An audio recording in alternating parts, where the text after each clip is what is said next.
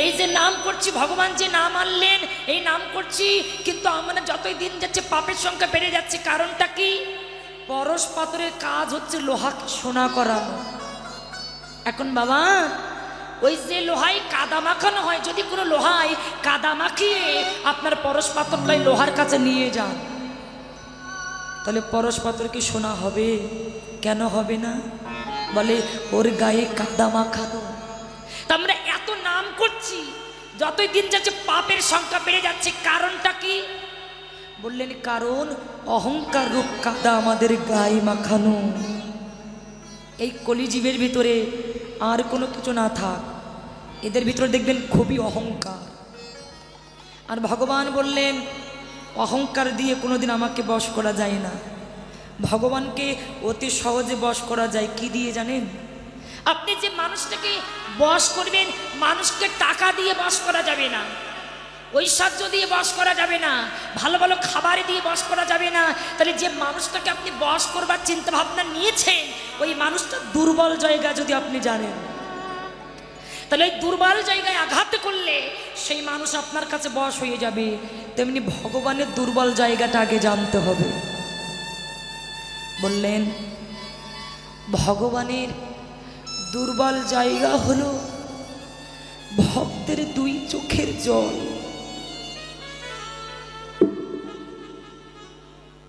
ভগবানের দুর্বল জায়গাটা হলো ভক্তের দুই চোখের জল। ভগবান বললেন আমাকে ঐশ্বর্য দিয়ে বশ করা যাবে না, ভালো ভালো দ্রব্য দিয়ে আমাকে বশ করা যাবে না।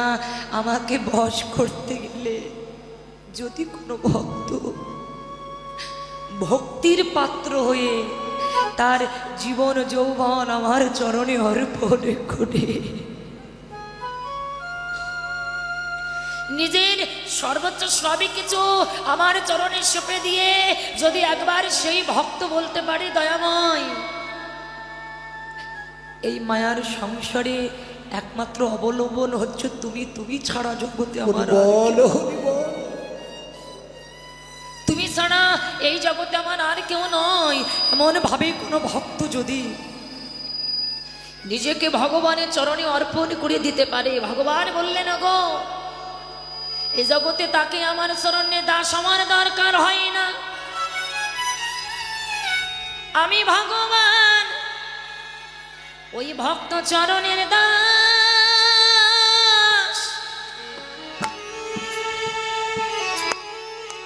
হয়ে যায় রে। আমি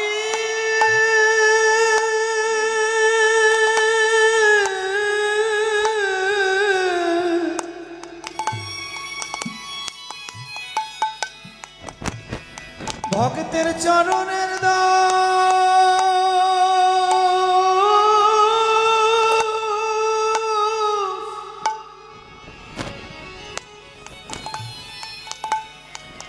হয়ে যায়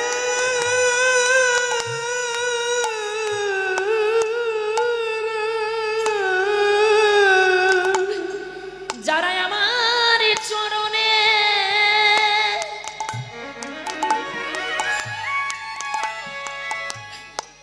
নিজেকে সঁপে সঁপে দেয় রে,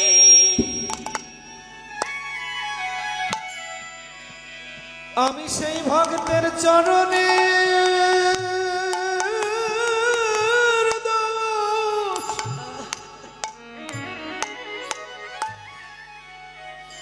দাস হয়ে যায়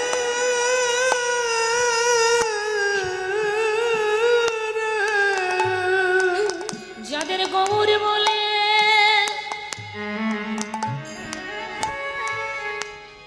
এই নয়ন কাঁদে,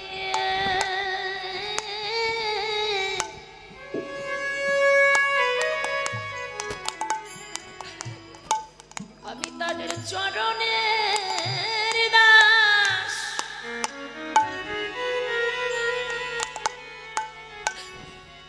হয়ে যায় রে। ওরে যাদের গৌর বলে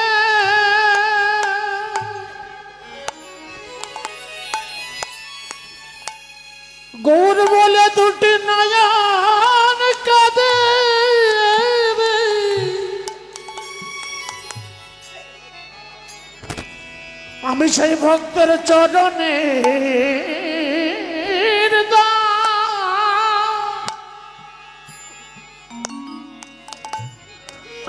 দাস হয়ে যা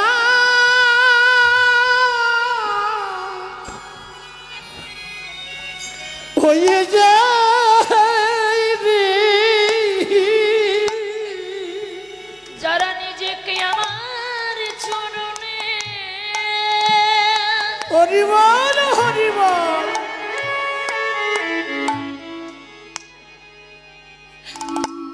জনমের মতো সপে সপে দেয় রে,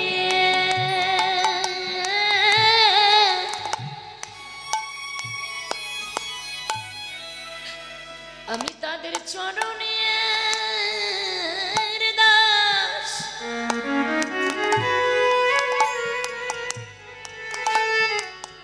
হয়ে যায় রে। ওরে যারা আমার চরণে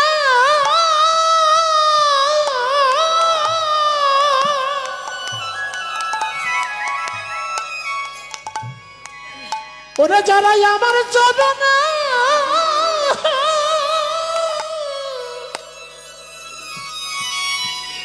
জনমের মতো সপে দেয় রে,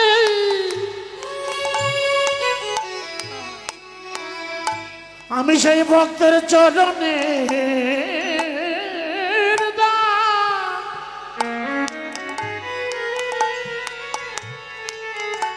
দাস হয়ে যায় রে। ভগবান বললেন ওগো, এই জগতে যদি কোনো ভক্ত নিজের বলতে কোনো কিছু না রেখে তার জীবন যৌবন মনোপ্রাণ জনমের মতো আমার চরণে সঁপে দিয়ে আমার কথা ছাড়া যে আন কথা ভাবে না, আমার কথা ছাড়া যে আন কথা চিন্তা করে না, ভগবান বললেন এ জগতে তাকে আমার চরণে দাস হওয়ার দরকার হয় না, আমি নিজেই ভক্ত চরণে দাস হয়ে যাই। আগে সেই জায়গাটা নিজেকে তৈরি করতে হবে। আমরা কি করে জানেন, আমরা এই কলিযুগের মানুষ শুধু পরের নিন্দা করি, পরের ছিদ্র খুঁজি, কিন্তু নিজের ছিদ্রটা কেউ দেখি না। বলেন হে জগৎবাসী, পরনিন্দা পরচর্চা না করে আগে তুমি নিজেকে নিজে জানো তুমি কে। তুমি যেদিন নিজেকে নিজে জানতে পারবে সেদিন প্রত্যেকটা জীবকে তুমি ঈশ্বর জ্ঞানে দর্শন করবে। আগে তুমি নিজেকে নিজে জানো তুমি কে। এই মানবকুলে কেন আমরা জন্ম পেয়েছি বাবা, কারণটা কি? শুধু শিয়াল কুকুরের মতো খেটে গেলাম, খেয়ে গেলাম, ঘুমিয়ে গেলাম, ভগবানের ডাক আসলো চলে গেলাম। বললেন এর জন্য মানব জন্ম নয় গো মায়েরা, এর জন্যই মানব দেহটা নয়। শুধু আমাদের বিয়ে হলো, সংসার করে গেলাম, ছেলে মেয়েকে মানুষ করলাম, ভালো মন্দ খেলাম, ভালো পোশাক পরলাম, বললেন এর জন্য এই মানব দেহটা নয়। তাহলে মানব দেহটা কিসের জন্য? ভগবানের যে হাত কান নাক গলা পা দিয়েছে এর একটা একটা কর্ম আছে, তার জন্য ভগবান এই দেহটা আমাদের গঠন করে দিয়েছে। তাই যদি না হবে চিন্তা করে দেখুন, পশুরা ঘুমায় আমরাও ঘুমাই, পশুরা খায় আমরাও খাই, পশুরা মলমূত্র ত্যাগ করে আমরাও মলমূত্র ত্যাগ করি, পাখিরাও বেড়াতে যায় আমরাও বেড়াতে যাই। তাহলে ওদের ভিতরে আর আমাদের ভিতরে তফাৎটা কোথায়? আপনি বলতে পারেন মশাই আমরা যেমন ৩-৪ তলা বিল্ডিং বানাতে পারি, পাখিরা কি পারে? অবশ্যই পারে। বাবুই পাখির নাম শুনেছেন? দেখবেন ঠোঁটে করে খড়কুটো নিয়ে যেয়ে ওই তাল গাছের মাথায় ৩-৪ তলা বাসা বানায়। আমরা যেমন ঘরের ভিতরে টাইলস লাগিয়ে ঝাড়বাতি লাগিয়ে ঘরটা সুন্দর করে সাজাই, ওরাও ওই ঘরের ভিতরে ওদের বাসার ভিতরে আলো জ্বালানোর জন্য একটা করে জোনাকি পোকা ধরে নিয়ে যায়। তাহলে ওদের ভিতরে আমাদের ভিতরে তফাৎটা কোথায়? বলে তফাৎ তো অবশ্যই আছে। আমরা মানুষ, আমরা যদি ইচ্ছা করি তাহলে এমন একটা হরিবাসের আয়োজন করতে পারি, কিন্তু ওরা ইচ্ছা করলে এমন একটা হরিবাসর তৈরি করতে পারবে না। আমরা মানুষ, আমাদের ভিতরে জ্ঞান বিবেক বৈরাগ্য আছে, আমার ভিতরে হুঁশ আছে, কিন্তু ওদের ভিতরে নাই। আমি যদি সারা জীবন ধরে চেষ্টা করি তাহলে হরি কথা, কৃষ্ণ কথা, গৌর কথা বলতে পারি, কিন্তু ওরা সারা জীবন ধরে চেষ্টা করলে হরি কথা, গৌর কথা, কৃষ্ণ কথা কোনোদিন বলতে পারবে না। গৌর হরি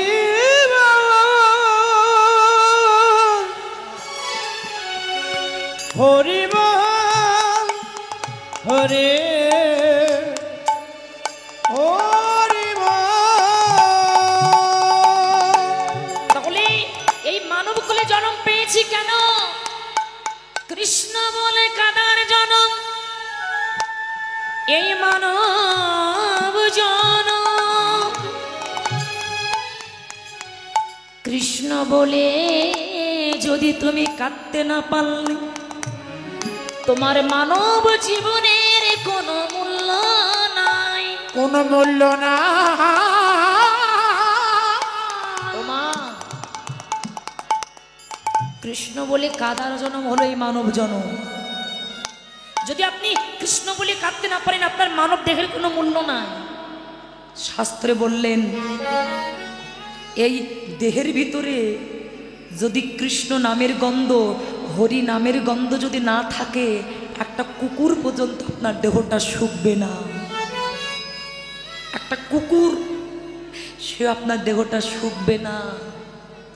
কুকুর এই দেহটা শুকে নাক ছিটকাতে ছিটকাতে চলে যাবে, কোনো জায়গায় সেবা করবে না। এই জন্য বললেন এই কলিযুগে জীবের কাদাই হচ্ছে একমাত্র ভজন, আর কাদাই হচ্ছে জীবের একমাত্র সাধন। যার ভজন যত ঊর্ধ্বগামী, আমার ভগবানে করুণা তার প্রতি ততই নিম্নগামী। ভগবান বললেন এই কলিযুগে তোমরা যে যত বেশি করে কাঁদতে পারবে, যার চোখের জল যত বেশি করে ঝরবে, সে তত তাড়াতাড়ি আমার কৃপা লাভ করতে পারবে। তাই কাঁদো, আমার নাম নিয়ে কাঁদো। ভগবান একদিন আমাদের মতো জীবকে ডেকে বললেন, কলির কলুষিত জীব, নিজের আমার বলতে বড় কষ্ট লাগে কি জানেন? আমাদের ছেলে মেয়ের যখন জন্মদিন আসে আমরা লাখ লাখ টাকা খরচা করে ছেলে মেয়ের জন্মদিন পালন করি, কিন্তু যখন গৌরাঙ্গ মহাপ্রভুর আবির্ভাব তিথি পড়ে, ভগবান শ্রীকৃষ্ণের জন্মাষ্টমী আসে, শ্রীমতী রাধারানীর জন্মাষ্টমী আসে, আমরা হিন্দু কুলে জন্ম নিয়ে আমরা সনাতন ধর্মের মানুষ হয়ে ওই দিনে তিথি নক্ষত্রের নাম এনে আমরা কত আজে বাজে খাবার খাই, যে কথাগুলো আসরে দাঁড়িয়ে বলা যায় না। এমন কিছু কিছু ভাষা আছে যেগুলো আসরে বলা যায় না, এটা হচ্ছে কীর্তনের আসর। কত আজে বাজে খাবার আমরা খাই, অথচ নিজের ছেলে মেয়ের জন্মদিন আসছে লাখ লাখ টাকা খরচা করছি, আর ভগবান শ্রীকৃষ্ণের জন্মদিন আসলে তার ওই দিনে যে ভগবানের একটা নতুন বস্ত্র দেব সেই টাকাটাও আমাদের থাকে না। অথচ আমরা কত লাখ লাখ টাকা খরচা করে কত কিছু করছি। ভগবান বললেন এ জগতে যারা আমাকে দিয়ে খায় তাদের কোনোদিন ফুরায় না গো। আমাকে যারা দিয়ে খায় তাদের জীবনে কখনো কোনোদিন ফুরায় না। হয়তো ক্ষণকালের জন্য সে অনেক দুঃখ পাবে, কষ্ট পাবে, যন্ত্রণা পাবে। কেন? যারা আমাকে ভালোবাসে আমি তো তাদের সুখে রাখি না। এটা করছে ভগবানের পরীক্ষা। স্বর্ণকারে যেমন সোনাকে আগুনে পুড়িয়ে পুড়িয়ে ওই সোনাকে যেমন খাঁটি করে, তেমনি আমার ভগবান তার ভক্তকে দুঃখের আনালে পুড়িয়ে পুড়িয়ে আমার ভগবান ওই ভক্তকে কাকে খাঁটি করে। আপনারা যদি গ্রন্থ অধ্যয়ন করেন তাহলে গ্রন্থ খুলে দেখবেন যে কোন ভক্ত বিনা সুখে ভগবানকে পেয়েছে, কোন ভক্ত বিনা কান্নায় ভগবানকে পেয়েছে। জগতে যত ভক্ত আছে ওরা কান্না ছাড়া কেউ কখনো কোনোদিন ভগবানকে পায় না। কান্না ছাড়া ভগবানকে পায় নাই। ভগবানকে ভালোবাসলে ভালো না খাইবে, ভালো না পরিবে, গাছতলা হবে সার। রূপ গোস্বামী, সনাতন গোস্বামী, 6 গোসার 1 গোসাই রঘুনাথ দাস, ভক্ত প্রহ্লাদ, ধ্রুব মহারাজ, ভক্ত হরিদাস। এই ভক্ত হরিদাস ইনি ভগবানের নাম করতেন বলে, উনি তো মুসলমানের ঘরে প্রতিপালিত হয়েছিলেন, তাই ভগবানের নাম করতেন বলে এই ভক্ত হরিদাসকে 22টা বাজারে, 22টা বাজার, 22টা বাজারে ভক্ত হরিদাসকে বেত্রাঘাতী করেছিলেন। 22 বাজারে বেত্রাঘাতী করেছিলেন আর হরিদাসকে বলেছিলেন নাম ছাড়। হরিদাস তখন কাঁদতে কাঁদতে বলেছিলেন, শোনো, খণ্ড খণ্ড কর যদি যাই, যাকে প্রাণ যায় জাগে প্রাণ, তবু না ছাড়িব আমি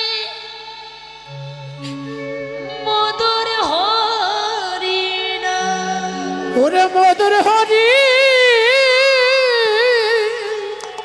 হরি না,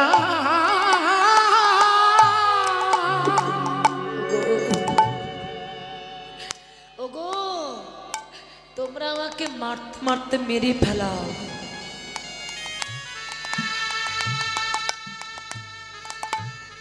দেহের প্রাণে চলে যাবে,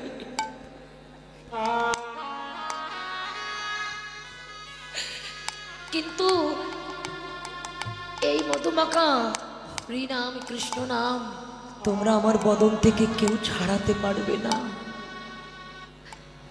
কেউ কোনোদিন আমার এই বদন থেকে তোমরা নাম ছাড়াতে পারবে না। শুধু কি তাই, ভক্ত প্রহ্লাদ ভগবানকে ভালোবাসতেন বলে ওর পিতা একটা দৈত্য ছিল, ওকে পাগলা হাতির সামনে নিক্ষেপ করেছিলেন। দেখুন, পাগলা হাতির সামনে নিক্ষেপ করেছিলেন, পাগলা হাতি তার সুর দিয়ে ভক্ত প্রহ্লাদকে মাথায় তুললেন। বাবা, গরম তেল আগুনে জ্বালিয়ে তকবাক তকবাক করে গরম তেল ফোটানো হচ্ছে, ওই গরম তেলের ভিতরে ভক্ত প্রহ্লাদকে নিক্ষেপ করে দিলেন। দেখুন, ভক্ত হতে গেলে মায়েরা, এদিকে লক্ষ্য করুন মায়েরা, ভক্ত হতে গেলে তাকে কত কষ্ট পেতে হয়, কিন্তু কষ্ট পেলে ভগবান বললেন যে আমাকে ভালোবাসে তার সুখে দুঃখে সবসময় আমি তার পাশে থাকি। হরি বল হরি বল। আমি তার পাশে থাকি। তাই ভক্ত প্রহ্লাদকে যখন এই গরম তেলে নিক্ষেপ করে দিলেন, গরম তেল ভক্তের পরশ পেয়ে শীতল হয়ে গেলে। শুধু কি তাই, বিষধর সর্প, যে সর্পগুলো খাঁচার ভিতরে বন্ধ করা, ওই বিষধর সর্পের ভিতরে ভক্ত প্রহ্লাদকে চেলে দিলেন। যারা সর্পকুলে জন্ম নিল, সেই বিষধর সর্পগুলো ভক্তের পরশ পেয়ে তাদের ওই উঁচু মাথাটা ভক্ত প্রহ্লাদের চরণে নত করে চরণ দুটি হৃদয় কমলে জড়িয়ে ধরে বলছে, হরি বল। ভক্ত আজ সর্পকুলে জন্ম নিয়েছে বলে আমাদেরকে সবাই ঘৃণা করে আসতে, কিন্তু তোমার মতো ভক্তের পরশ পেয়ে আজকে আমাদের সর্প জনম উদ্ধার হয়ে গেল।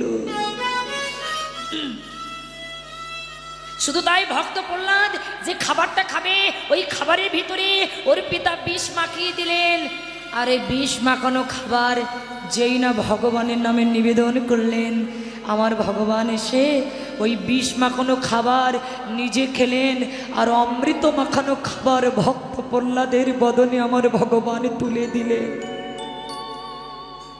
ভক্ত প্রহ্লাদ যখন সকল পরীক্ষায় উত্তীর্ণ হয়ে গেলেন, আমার ভগবান আর থাকতে পারলেন না। প্রহ্লাদের সামনে এসে প্রহ্লাদকে ডেকে বলছে, প্রহ্লাদ, আমি তোমাকে যে পরীক্ষা করেছি, আমার সকল পরীক্ষায় তুমি উত্তীর্ণ হয়ে গেছো, বলো তুমি আমার কাছে কি চাও? কি চাও তুমি? স্বর্গ মর্ত পাতাল তুমি যা চাও আমি তোমাকে তাই দেব, বলো তুমি কি চাও? ভক্ত প্রহ্লাদ বললেন, দয়াময়, আমি স্বর্গ মর্ত পাতাল কিছু চাই না।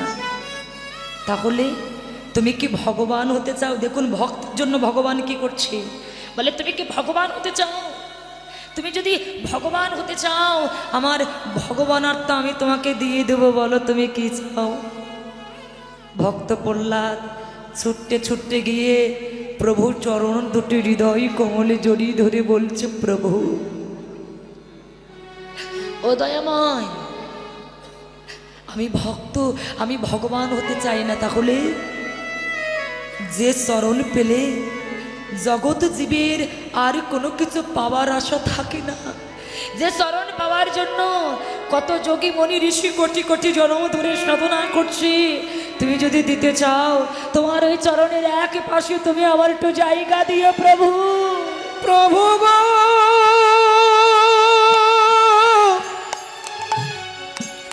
তুমি কৃপা করে ওই চরণে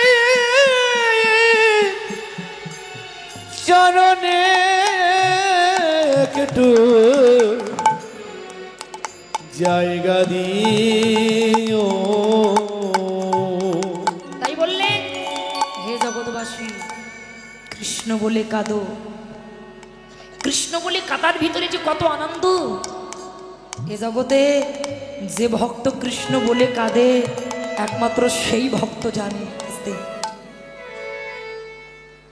আপনি আপনার সংসারে কেউ মারা গেল, তার জন্য আপনি আজকে কাঁদলেন, কালকে কাঁদলেন, পরশু কাঁদলেন, কিংবা 1 মাস কাঁদলেন, তারপরে কিন্তু আপনার ভেতরে আর কান্নার ইচ্ছা জাগবে না। কিন্তু যদি কোনো ভক্ত কৃষ্ণ প্রেমিক হতে পারে, গৌর প্রেমের যদি কেউ একবার প্রেমিক হতে পারে, তবে দেখবেন যতই দিন চলে যায় ওদের ভিতরে কৃষ্ণ বলে কাদার লালসারও দ্বিগুণ জেগে যায়। এই যেমন আপনারা তো এই লীলা কীর্তন আজকে থেকে শোনেন না, এই কৃষ্ণ নাম আজকে থেকে শুনছেন না, প্রত্যেক বছরে শুনছেন, একই পালা, একই লীলা, একই কথা বারবার শুনছেন। কিন্তু এত শুনছেন, শোনার পরেও কিন্তু এর প্রতি আপনাদের ঘৃণা নাই। যেমন কোনো একটা গল্প আপনাকে কেউ আজকে বলল, আবার কালকে বলল, পরশুদিন সেই গল্প আবার বলল, আপনি বলবেন এই চুপ করো, এই এক গল্প বারবার শুনতে ইচ্ছা করছে না। কিন্তু কৃষ্ণ নাম দেখেন, একই নাম, একই কথা আপনারা বারবার প্রতিদিন শুনছেন, প্রতিদিন বদনে বলছেন, কিন্তু যতই শুনছেন আপনার ভিতরে শোনার আগ্রহটা আরো দ্বিগুণ বেড়ে যাচ্ছে। শোনার স্প্রিয়াটা আরো দ্বিগুণ জাগ্রত হচ্ছে। বলে কেন? বলে এই নামের ভিতরে যে কত অমৃত সুধা আছে, যারা এই নামের ভিতরে ডুবে দিয়েছে একমাত্র সেই ভক্ত জানে, তাছাড়া আনজনা কেউ জানতে পারবে না। তাই গৌরাঙ্গ মহাপ্রভু বললেন, এই জগৎবাসী, যদি তোমরা আমার কৃপা পেতে চাও, আমাকে যদি পেতে চাও, তাহলে কৃষ্ণ বলে কাঁদো। গৌরাঙ্গ মহাপ্রভু সনাতনকে ডেকে বলেছিলেন, সনাতন, এই কলিযুগে ধর্মটা কি জানো? নামে রচি জীবে দয়া বৈষ্ণব সেবন, ইয়া হইতে ধর্ম আর নাহি সনাতন। তাই গৌর হরি হরি হরি কি বললেন? আমা বললেন, নামে রুচি জীবে দয়া বৈষ্ণব সেবন। এই কলিযুগে নামের প্রতি রুচি রাখতে হবে, জীবকে দয়া করতে হবে, আর সাধুগুরু বৈষ্ণবের চরণ সেবা করতে হবে। কেন? সাধুগুরু বৈষ্ণবের সঙ্গ করলে কি হয়? এই যে আমরা সাধুগুরু বৈষ্ণবের সঙ্গ করি, বৈষ্ণবের সঙ্গে কোলাকুলি করি, কেন? কারণটা কি? আপনি ভক্তের সঙ্গে কোলাকুলি করছেন কেন? যেমন একই জায়গায় দুটি পুকুর, একটা পুকুরে জল পরিপূর্ণ করা আর একটা পুকুর হচ্ছে খালি। ওই দুই পুকুরের মাঝখানে একটা চিকন রাস্তা আছে, ওই রাস্তার মাঝখান দিয়ে যদি একটা ছিদ্র করে দেওয়া হয়, তাহলে দেখবেন ওই যে পুকুরে জল পরিপূর্ণ আছে ওই পুকুরে জলটা ওই খালি পুকুরে যেয়ে পড়বে। কিন্তু কতক্ষণ যাবে? যতক্ষণ দুটো সমানে সমানে না হবে। যখনই সমানে সমানে হয়ে যাবে তখন কি তারা জল যাতায়াত করবে না। ঠিক তেমনি এক ভক্ত আর এক ভক্তকে দেখে আলিঙ্গন করে কেন? আমার ভিতরে যদি কম থাকে, ভিতরে যদি ভক্তি বেশি থাকে, আমার ভিতরে ভক্তি বেশি আছে, ওই ভক্তের ভিতরে কম আছে, আলিঙ্গনের মাধ্যমে সেটা সমানে সমানে পরিণত হয়ে যায়। গৌর হরি হরি বল হরি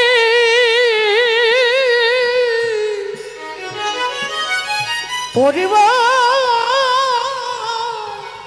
বলে রে আমার মা বললে মনরে সাধুগুরু বৈষ্ণবের সঙ্গ করো। কোন সাধু? সাধুগুরু বৈষ্ণবের সঙ্গ করলে কি হয় বাবা? বললেন যদি কোনো চোর একটা সাধুর সঙ্গ করতে পারে তবে সে চোর থেকে একদিন সাধু হয়ে যাবে। ও মায়েরা, যদি কোনো ডাকাত, সে কেমন হয়েছে জানেন? একটা বনের ভিতরে 10 জন ডাকাত ছিলেন, আর এই 10 জন ডাকাত প্রতিদিন ডাকাত করতে যেতেন। লক্ষ্য করুন এইদিকে, ওই 10 জন ডাকাত প্রতিদিন বাবা ডাকাতি করতে যেতেন। হঠাৎ ডাকাতি করতে করতে একদিন ভোরবেলায় ওই গঙ্গায় স্নান করছেন। গঙ্গায় স্নান করতে করতে পিছন দিকে তাকিয়ে দেখে যে ওই ভোরবেলায় কে যেন একজন স্নান করছে। তে জগতে যার যেমন মন সে কিন্তু আরেকজনকে তাই ভাবে। আপনার যেমন মন আপনি আরেকজনকে ঠিক তাই ভাববেন। এখন ওই 10 জন ডাকাত ডাকাতি করতে করতে মনে মনে চিন্তা করলেন, এই বন্ধু, এই আমার মনে হয় আমরা যেমন ডাকাত ও মনে হয় ডাকাত, তা চল ওকে আমাদের সঙ্গে করে নিয়ে, তাহলে আমাদের দলে একজন ভারী হয়ে যাবে। এখন ওই ডাকাত মনে করে পিছন দিক থেকে বলছে, শোনো, তুমি যেমন ডাকাতি করে স্নান করতে এসেছো, আমরাও ডাকাতি করে স্নান করতে এসেছি, তাহলে তুমি একা তো, আজ থেকে তুমি আমাদের দলে নেমে যাও, তাহলে আমাদের দলে একটু ভারী হবে।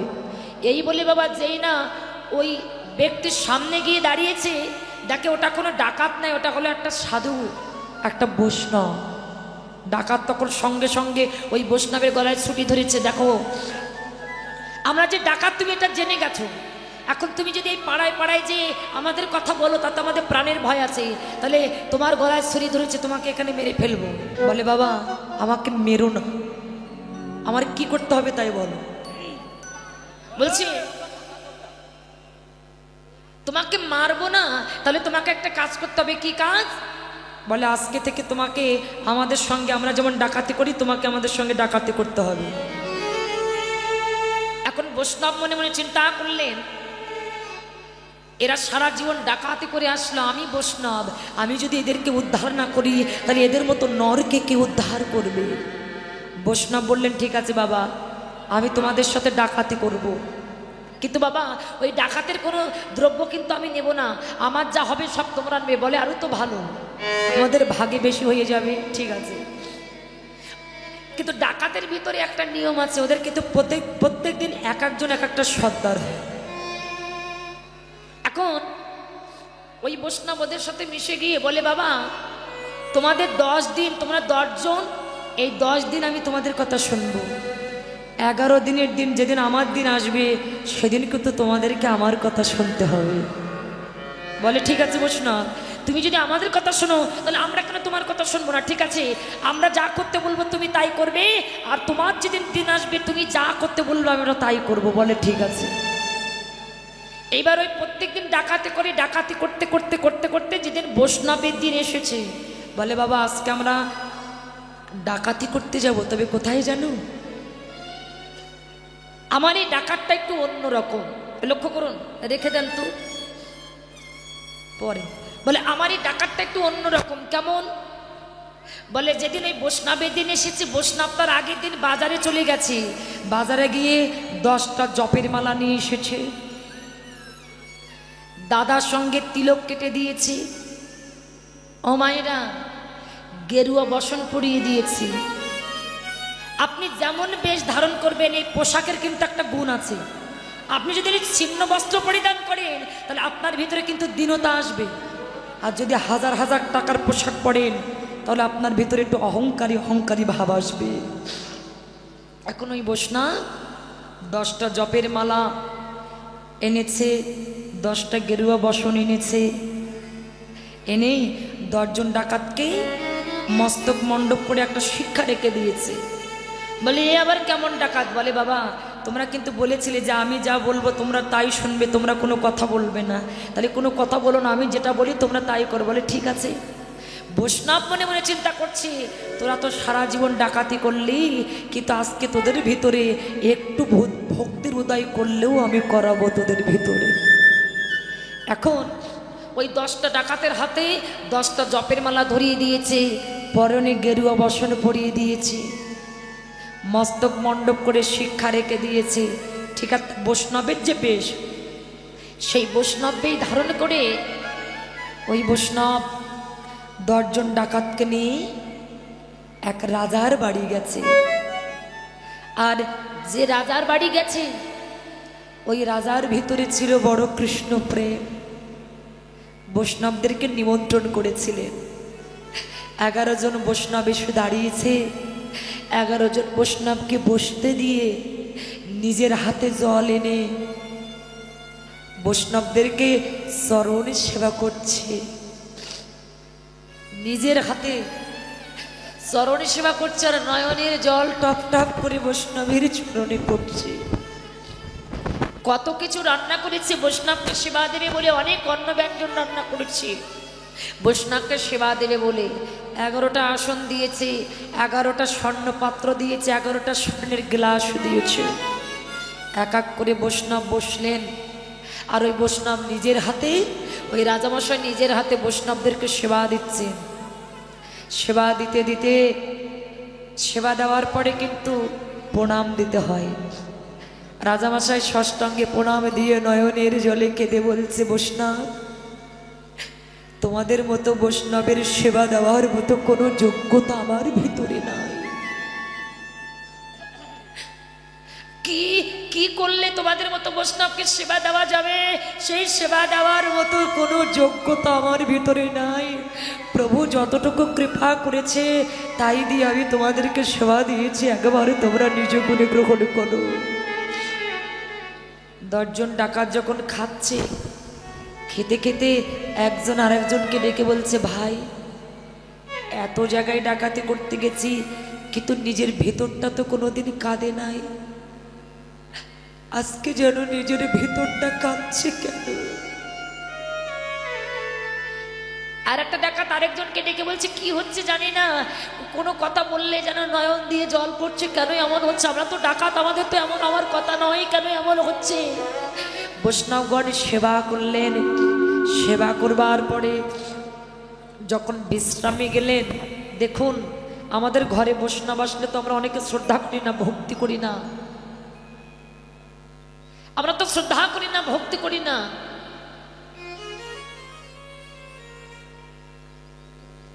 আমরা শ্রদ্ধা করি না বা ভক্তি করি না, কিন্তু আমাদের কর্তব্য কি জানেন? ঘরে যদি বৈষ্ণব আসে, বৈষ্ণবকে সেবা দিলে ভগবানকে সেবা দেওয়া হয়। ভগবান বললেন, আমি সদাই সর্বক্ষণে আমার ভক্তের মধ্যে বিরাজমান, আমার ভক্ত সেবা পেয়ে যদি সন্তুষ্ট হয়ে যায় তবে আমিও সন্তুষ্ট হয়ে যাই। তাই 10 জন বৈষ্ণবকে, 11 জন বৈষ্ণবকে সেবা দিয়ে বৈষ্ণবগণ যখন শয়নে গেলেন, নিজের হাতে বৈষ্ণবের চরণে টিপে টিপে সেবা করছে। বৈষ্ণবগণের চরণে দুটি জড়িয়ে ধরে কেঁদে কেঁদে বলছে, বৈষ্ণব, তোমরা আমাকে একটু আশীর্বাদ করো। বলে, কি আশীর্বাদ চাও?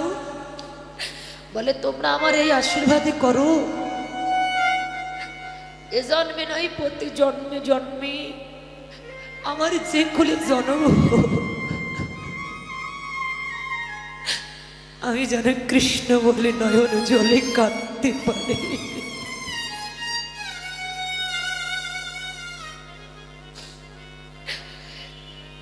আমি কৃষ্ণ বলে 2 ফোঁটা নয়ন অস্ত্র যেন আমার গোবিন্দের চরণে আমি ফেলতে পারি।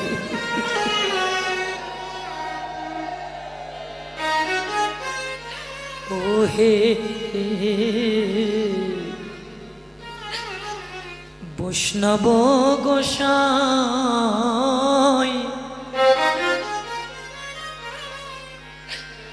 আমারে তারায়া দিও এই ভিক্ষা চাই। ওহে বৈষ্ণব গোসাই, আমারে তারায়া দিও এই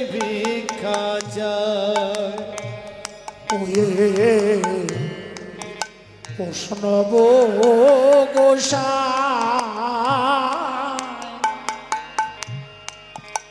আমারে তারায়া দিও এ ভিক্ষা চাই।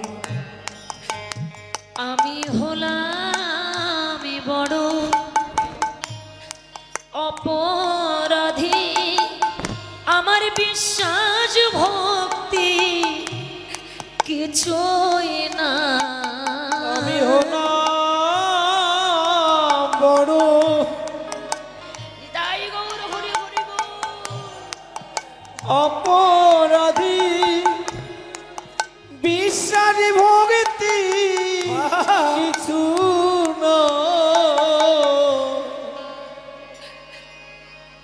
আমি হলাম বড় অপরাধী, বিশ্বাস ভক্তি কিছুই না। ওরে আমি হলাম বড় অপরাধী, বিশ্বাস ভক্তি কিছুই নাই। আমারে তারাইয়া দিও এই ভিক্ষা চাই। বৈষ্ণব গোসাই আমারে তারায়া দিও এই ভিক্ষা চাই। ওগো আমি বড় বড় অপরাধী,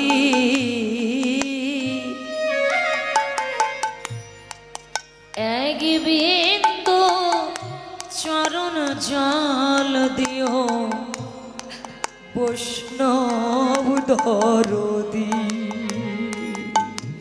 ভবে আমি বড়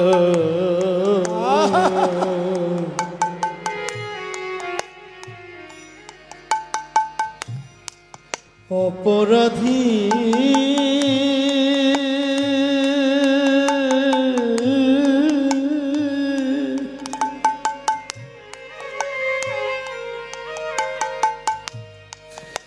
একবিন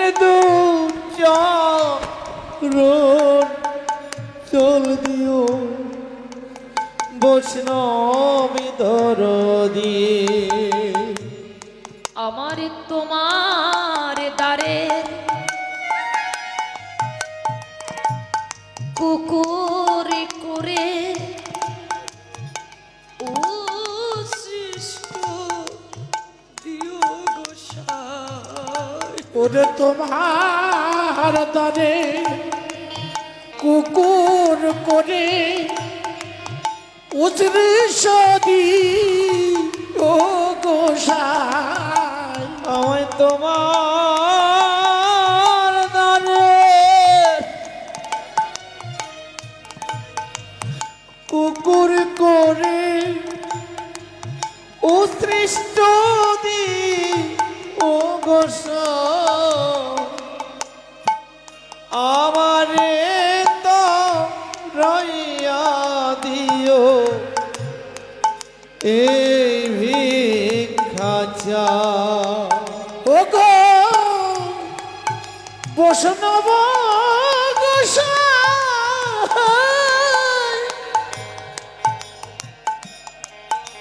আমারে তারায়া দিও এই ভিক্ষা চাই।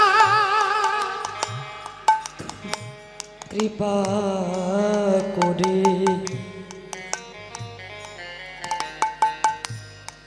বান্ধিয়া মোরে জনমে জনমে রেখো তোমার তোমারি করে তুমি কৃপা করে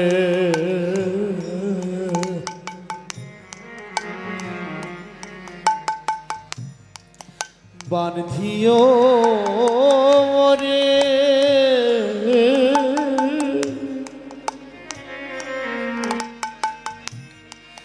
জনমে জনমের খুব শুধু তোমারি করে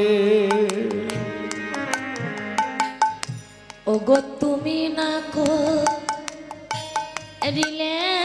দয়া কে করিবে দয়া গোসাই ওগো তুমি না করিলে দয়া কে করিবে দয়া গোসাই তুমি না করিলে দয়া কে করিবে দয়া গোসাই তুমি না করিলে দয়া কে করিবে দয়া গোসাই আমারে তারাইয়া দিও এই ভিক্ষা চাই ওগো বৈষ্ণব গোসাই আমারে তারাইয়া দিও এই ভিক্ষা চাই। ওই রাজা বৈষ্ণবের চরণে আচার খেয়ে পড়ে বৈষ্ণবের চরণ দুটি হৃদয় কমলে জড়িয়ে ধরে বলছি, বৈষ্ণব আমাকে তোমরা একবারই কৃপা করো। আমি যে কুলে জন্ম নেই, উঁচু কুলে জন্ম নেই আর নিচু কুলে জন্ম নেই, আমি যেন হা কৃষ্ণ প্রাণ কৃষ্ণ বলে দুই ফোঁটা নয়ন অশ্রু আমার গৌর গোবিন্দের আতুর চরণে আমি নিবেদন করতে পারি প্রভু। হরিব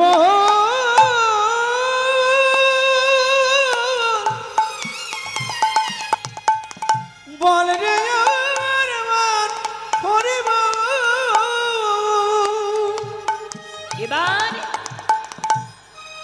ওই বৈষ্ণবদেরকে সেবা দিয়ে বৈষ্ণবের চরণে সাষ্টাঙ্গে প্রণাম করলেন, দক্ষিণা দিলেন। বৈষ্ণবগণ সবাই চলে যাচ্ছে। চলে যাওয়ার পরে ওই গভীর বনে যখন আসলেন 10 জন ডাকাত ওই বৈষ্ণব এসে বৈষ্ণবকে যত স্বর্ণ মুদ্রা দিলেন, ওই বৈষ্ণব ওই ডাকাতদের দিয়ে বলছে, বাবা আমার যা কিছু দিয়েছি আমি সবই কিছু তোমাদের দিয়ে দিলাম। এই যে অনেক স্বর্ণ মুদ্রা এত কিছু দিয়েছি রাজামশাই, সবই কিছু আমি তোমাদের দিয়ে দিলাম, কিন্তু বাবা আমি তো চলে যাচ্ছি, চলে যাওয়ার আগে তোমাদের কাছে একটা বস্তু চাইবো, তোমরা আমায় দেবে। ডাকাত বলছে, কি কি চাও তোমরা বৈষ্ণব, আমাকে একবার বলো। বলে, বাবা আমি তোমাদের কাছে এই ধন চাই, তোমরা যাই কিছু করো অন্তত দিন অন্তে একবার মধুমাখা কৃষ্ণ বল তোমরা তোমাদের বদনে বলো। ভগবান বললেন, হাতে কাম মুখে নাম সদা সত্য কথা কবে, সব চরিত্র রবে, পরশতী পরপতি কবু না হেরিবে, তুমি না ডাকিলে হরি তোমাকে ডাকিবে। বাবা শুধু কৃষ্ণ নামটা বদনে বলবে। এই বলে বৈষ্ণব যখন চলে যাচ্ছেন তখন ওই 10 জন ডাকাত ওদের ভিতরে যত পশু ছিল, কেননা প্রকৃত বৈষ্ণবের যদি কেউ সঙ্গ করতে পারে, এই ভিতরের পশুগুলো এরা কোনোদিন পশু হয়ে থাকতে পারে না। বৈষ্ণব যখন চলে যাচ্ছেন ওই 10 জন ডাকাত বৈষ্ণবের চরণে সাষ্টাঙ্গে প্রণাম করে বলছে, বৈষ্ণব জীবনে কত জায়গায় ডাকাতি করেছি, কত অকর্ম কুকর্ম কত কিছু করেছি, কিন্তু জীবনে কখনো ভেবে দেখি নাই যে আমাদের জীবনের বেলা ডুবে যাবার সময় হয়ে গেছে। জীবনে কোনোদিন ভাবি নাই যে আমাকে কৃষ্ণ বলে কাঁদতে হবে, হরি বলে কাঁদতে হবে। সারা জীবন শুধু পরের ঘরে ডাকাতি করে গেলাম, কিন্তু নিজের ঘরের কথা জীবনে কখনো কোনোদিন চিন্তা করলাম না। নিজের ঘরে কথা কোনোদিন ভাবলাম না। বললেন বাবা, এই জ্ঞান যখন তোমাদের ভিতরে এসেছে, তাহলে আর ডাকাতি না করে আজকে থেকে যে বৈষ্ণবকে দেখবে তার চরণ ধুলি তোমরা অঙ্গে মাখবে। গৌর হরি বল। এটা শুধু ওদের নয়, আমাদের মতো জগৎজীবকে জানিয়ে গেলেন, তোমরা যাকে দেখবে, যে বৈষ্ণবকে দেখবে, কোনো বিচার না করে ওই বৈষ্ণবের চরণ ধুলি অঙ্গে মাখবে। কেন? আমরা অনেকে বিচার করি যে তুমি তো বৈষ্ণবের চরণ ধুলি অঙ্গে মাখতে বলছো, কিন্তু আমাদের গ্রামে কয়েকটা বৈষ্ণব আছে, একটাও ভালো না। বললেন আসলে তোমার দেখার মতো নয়ন নাই, তাই তুমি দেখতে পাও না। এখানে সিদ্ধান্ত দিলেন যে তোমার যদি বড়লোক হওয়ার স্বাদে জাগে, তাহলে তোমার কোমরে একটা লোহার জালে কাটি বেঁধে নিয়ে তুমি সমুদ্রের ধারে চলে যাও। দেখবে ওই সমুদ্রের ধারে অনেকগুলো পাথর পড়ে আছে, ওই পাথরের উপরে তোমার লোহার জালের কাঠিটা শোয়াতে শোয়াতে চলে যাও। ওই পাথরে লেগে যে তোমার লোহার কাঠিটা যে পাথরে লেগে সোনা হয়ে যাবে, তুমি মনে করবে ওইটাই পরশ পাথর। এখন বাবা আমি কি করলাম, আমার কোমরে একটা লোহার জালের কাঠি বেঁধে নিয়ে আমি সমুদ্রের ধারে চলে গেলাম, যে দেখলাম এখানে অনেক পাথর পড়ে আছে, এটা ভাঙা, এটা আটকানা, এর ডিজাইন ভালো না, দেখতে ভালো না। মনে মনে চিন্তা করলাম এর ডিজাইন ভালো না, এর দেখতে ভালো না, এটা কি পরশ পাথর হতে পারে? যেগুলো ভালো ভালো পাথর পাবো তাতে আমার এই লোহার জালের কাঠিটা আমি স্পর্শ করাবো। কবি জানিয়ে দিলেন ওই যে ভালো মন্দ বিচার করতে গেলে ওতেই তোমার পরশ পাথর পড়ে গেল। বা তাহলে কি বুঝলেন? আমি যেটা বলতে চাইছি আপনারা কি বুঝলেন? আস্তে বললেন ভালো মন্দ বিচার করতে গেলে পরশ পাথর বাদ পড়ে গেল, তাহলে এখানে কি বোঝাচ্ছে? এখানে এটাই বোঝাচ্ছে যে সাধুগুরু বৈষ্ণবকে দেখে তুমি বিচার করো না, ভালো মন্দ দেখো না। ভালো মন্দ বিচার না করে তোমার সামনে যে কয়েকটা বৈষ্ণব পড়বে, ওই বৈষ্ণবের চরণ তুলে তুমি মাখতে মাখতে চলে যাও। বৈষ্ণবের কৃপা হলে তুমি ভগবানের কৃপা লাভ করতে পারবে। হরি হরি হরি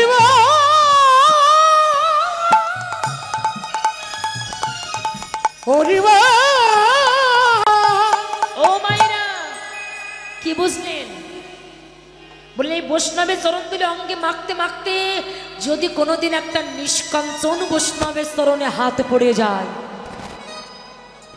তাহলে তোমার এই মানবকুলে জন্ম নেওয়াটা সার্থক হয়ে যাবে। তুমি যে মানবকুলে জন্ম পেয়েছো, এই জন্ম নেওয়াটা তোমার সার্থক হয়ে যাবে।